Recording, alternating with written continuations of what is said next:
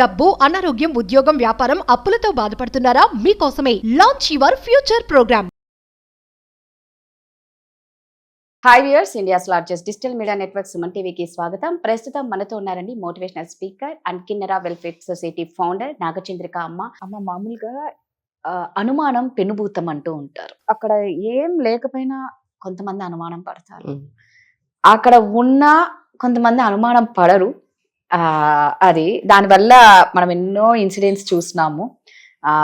చంపడాలు ఎక్కువైపోతూ ఉన్నాయి. నిజంగా అమ్మ, ఒక భర్త భార్య మీద ఏం చూసి అనుమానం పడాలి? ఊకే నువ్వు అజ్జేతి 2 నిమిషాలు లేట్ వచ్చినా అట్లా కాదు. అసలు ఏవి ఒక ముఖ్య 2 కారణాలు చెప్పండి భర్త భార్య పైన అనుమానించాలి. ఊకే కొంతమంది అయితే ప్రద్దానికి తుమ్మిన అనుమానమే, దగ్గిన అనుమానమే.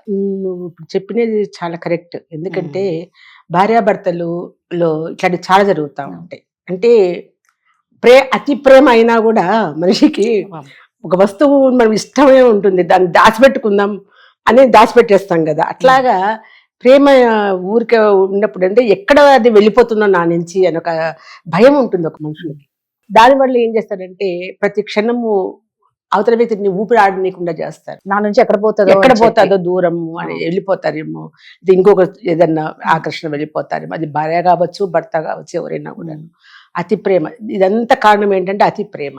ఇంకొకటి రెండవది వచ్చేసి అంటే అనుమానాలకి ఏ విధంగా మనం వాళ్ళని నాతోనే ఉంచుకోవాలి అనేది. ఎవరితో మాట్లాడుతూ ఉంటే ఇంకెవరైనా అమ్మాయితో మాట్లాడుతూ ఉండేమో, ఇంకొక అబ్బాయితో మాట్లాడుతున్నాడేమో, ఇలాంటివన్నీ కూడా ఉంటది. ఒకటి రాధా, ఫస్ట్ మనిషికి కావాల్సింది భార్యాభర్తల్లో నమ్మకం ఉండాలి. కరెక్ట్ అమ్మ. కొంచెం మైండ్ కూడా విశాలంగా పెట్టుకోండి. ఎందుకు ఇవన్నీ కూడా ఎందుకు చేస్తారు అట్లా? అంటే చేసేవాళ్ళు ఉన్నారు, వాళ్ళని పట్టుకోవాలి. వాళ్ళని పట్టుకో. లేని వాళ్ళని కూడా ఇప్పుడు ఒక ఫ్రెండ్ తో, ఆమె స్నేహితురాలతో మాట్లాడచ్చు, అన్నతో మాట్లాడచ్చు, అమ్మతో మాట్లాడచ్చు. అసలు ఫోన్ లో మాట్లాడకుండా ఉండరు కదా ఎవరైనా కూడా. 4 సార్లు మాట్లాడప్పుడు ఎవరితో మాట్లాడుతున్నావే అనే వాళ్ళు ఉన్నారు. ఈయన ఎవరితో మాట్లాడుతున్నాడు, నా ఫోను అన్నిటికీ కారణం ఫోనే. అవునమ్మా, అంతే. మళ్ళీ ఫోన్ దగ్గరికే వస్తుంది ఏదైనా కూడాను. ఎందుకంటే ఆ ఫోన్ వెతకటము, ఎవరితో మాట్లాడుతున్నాడు అని చెప్పేసి ఆ ఫొటోస్ చూడము, అవి ఇవి అన్ని దాంతో స్టార్ట్. అప్పుడు ఏమవుతుంది, మనశ్శాంతిని కోల్పోతాం మనం. నీకు మనశ్శాంతి ఎక్కడి నుంచి వస్తుంది? ఇంకా పొద్దుస్తామని వాళ్ళ మీదనే పెట్టుకొని దిగులు, భయము, ఇన్సెక్యూరిటీతో మనశ్శాంతి అంతే కదా. ఇంకోటి కూడా ఉంది, ఒక మానసికమైన జబ్బులు కూడా ఉన్నాయి కొంతమందికి. అనుమానం అనే జబ్బు ఒకటి ఉంటుంది అనమాట. దానివల్ల కూడా ఇట్లాంటి జరుగుతాయి. కావాలనే చేస్తున్నారని కాకుండా ఇట్లాంటివి కూడా ఉంటాయి. ఎవరన్నా ఒక 2 మనుషులు మాట్లాడుకుంటా ఉంటే కూడా నా గురించే మాట్లాడుతున్నారేమో వాళ్ళు అనే ఫీలింగ్ ఒకటి ఉంటది. ఇంకా ఇట్లనే చాలా అన్ని ఫీలింగ్స్ తోటే మనం బతుకుతా ఉంటాం. దీనికి ఏంటంటే మనిషికి రిలాక్సేషన్ లేకపోవడం, దీనివల్ల అన్ని జరుగుతాయి. కారణం మాత్రం మొబైలే. సరే, అది ఓకే అమ్మా.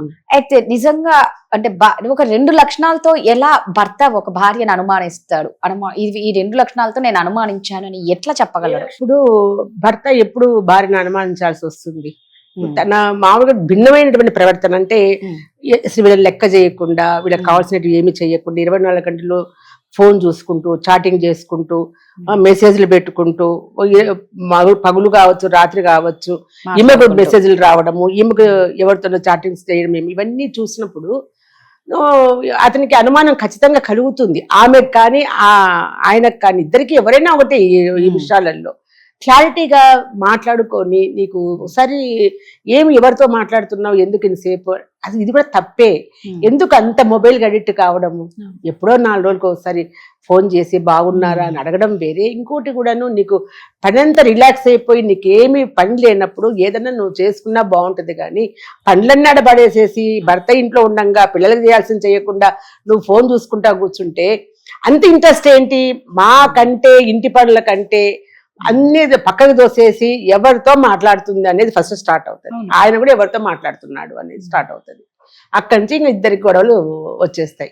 ఫస్ట్ మీకు ఏదైనా అనుమానం వచ్చినప్పుడు దాన్ని క్లారిటీగా మీరు కూర్చొని మాట్లాడుకోండి. కొట్టుకోవడాలు, ఒకరినొకరు చంపడాలు, ఇది సొల్యూషన్ కాదు కదా. అసలు నువ్వు చంపుతావు నువ్వు కోపంతో, తర్వాత నీ బతికేంటి? అంటే నువ్వు హ్యాపీగా ఇంట్లో ఉంటావా లేదా జైల్లో ఉంటావా? అంతే కదా. ఉంటే పిల్లలు ఉంటే పిల్లలు కూడా వాళ్ళ అనాథలైపోతారు. ఒక్క క్షణం ఆలోచించుకోండి, ఎందుకు ఈ అనుమానాలు? అసలు ఫస్ట్ పెళ్ళి అయితేనే ముందు ఒకరి అలవాట్లు ఒకరి ఇది ఏదన్నా ఉంటే కూడా చెప్పుకొని చక్కగా వాళ్ళు ఒకరికొకరు ఇదైతే ఇవన్నీ ఏమీ ఉండవు రాదా అసలు. దాచిపెట్టుకున్నప్పుడు ఎప్పుడైనా ఇట్లా జరిగినప్పుడు ఏముంది దాంట్లో ఏముంది అనే వస్తుంది తప్ప ఖచ్చితంగా నువ్వు ఇట్లా చూపించినావంటే ఏముంది వాళ్ళకి ఏం కనపడదు కదా. సో జనరల్ గా భార్యాభర్తల మధ్య ఎటువంటి దాపరికాలు ఉండకూడదు. దాపరికం ఉండదు నిజంగా. first ముందు. ఒక ఓపెన్ బుక్ లాగా ఫ్రెండ్స్ లాగా అంతే, ఉంటే friends లాగా నిజంగా ఉండండి. ఏ గొడవలు రావు. ఆ స్నేహితం అనేది ఉండదు వీళ్ళిద్దరి మధ్య. ఉండదు. అసూయలు, కోపము, అనుమానాలు వీటి వల్ల నువ్వు ఏం పొందుతావు దాని ఈగోలు. ఇగో నేను మగోడిని కదా అని ఒక ఇగో ఇవన్నీ చాలా చాలా ఉంటాయి. ఈమె కూడా నేను సంపాదిస్తున్నాను నేను ఊరుకున్నానా అని ఈమె అనుకోవడము. ఇది మనది అని అనుకున్నప్పుడే ఏది రాదు. నాది అన్నప్పుడే వస్తుంది ఏదైనా కరెక్ట్. కూడా. ఇది నీ ఇద్దరిది. అది ఆ సంసారం నీ ఇద్దరిది, ఆ ఇల్లు నీ ఇద్దరిది, ఆ పిల్లలు మీ ఇద్దరి పిల్లలు మీ వాళ్ళు. ఇక ఏంటి దాపరికం మీ ఇద్దరికి? ఎవరితోనో ఇది సంసారం పోగొట్టుకొని ఎవరికో ఫోన్ చేసి లేని సమస్యలు సృష్టించుకొని మధ్యలో కాపురాలు నాశనం చేసుకోవడం అనేది ఎంతవరకు కరెక్ట్? టైం పాస్ కూడా చెయ్యొద్దు ఇట్లాంటి పనులు అని అంటారు నేను. అంటే ఓపెన్ గా ఉండండి ఇద్దరు. ఎంత హ్యాపీగా ఉంటుందో చూడు ఓపెన్ గా. మీరు అన్నట్టు ఏంటంటే ఈ ఫోన్ ఒకటి రావడం వల్ల ఇన్స్టాలో, ఎఫ్బీలో, ఈ వాట్సాప్ లో ఈ మెసేజెస్ కి అంతూ లేకుండా పోయింది. ఏది ఏమైనా గిరగిరా తిరిగి మళ్ళీ మళ్ళీ వచ్చేది భూమి గుండ్రంగా తిరుగుతుంది అన్నట్టు మళ్ళీ దీని అన్నిటికీ కారణం ఏదైనా వస్తుంది. కానీ ఏది ఎంత వాడుకోవాలి అంత వాడుకోవాలి అంతవరకే. మీకు మామూలుగా మనకు హ్యాండ్ ఫోన్ మన మామూలుగా ఉన్నాయి ల్యాండ్ ఫోన్లు. అప్పుడు ఏమన్నా ఉన్నాయా ఇట్లాంటివన్నీ? కూడా ఏమీ లేదు. మరి ఎవరైనా తీస్తారు మాట్లాడితే అయిపోయేది. మరి ఇప్పుడు ఈ ఫోన్ల వల్ల మళ్ళీ స్మార్ట్ ఫోన్ ఇంకొంచెం నిజమమ్మా. ఈ నెట్ ఇవన్నీ రావటము ఇవన్నీ కూడా నిజంగా ఆడ పొందేవాడు దాని వల్ల లాభం పొందేవాళ్ళు కోట్లు సంపాదించి బాగానే ఉన్నారు. జనాలు నాశనం అయిపోతున్నారు. రూపాయి పెట్టి కొనేవాడు నాశనం అయిపోతున్నాడు. అది ఎవరికి జ్ఞానం ఉండాలా? జనాలకు ఉండాలి. కొనేవాడికి జ్ఞానం ఉండాలి, అమ్మేవాడికి ఉండదు. అమ్మేవాడు ఎప్పుడైనా కూడా వాడు లాభపడ్డానే చూస్తాడు వాడు.